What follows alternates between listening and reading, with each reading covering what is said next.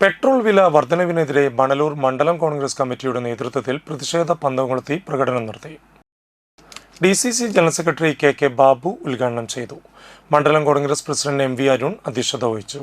DCC ഭാരവാഹികളായ VG Ashokan, KB Jayaram, Congress നേതാക്കളായ KK Prakashan, PT Johnson, Soman Vadasseri, Joju Nellissery, Tolly Vineesh, Kavitha Ramachandran, Sunitha Babu, Joseph Pallikkunnath, Peethambaran Rarambath, Jisha Surendran, Maneesha Abhishek എന്നിവർ സംസാരിച്ചു.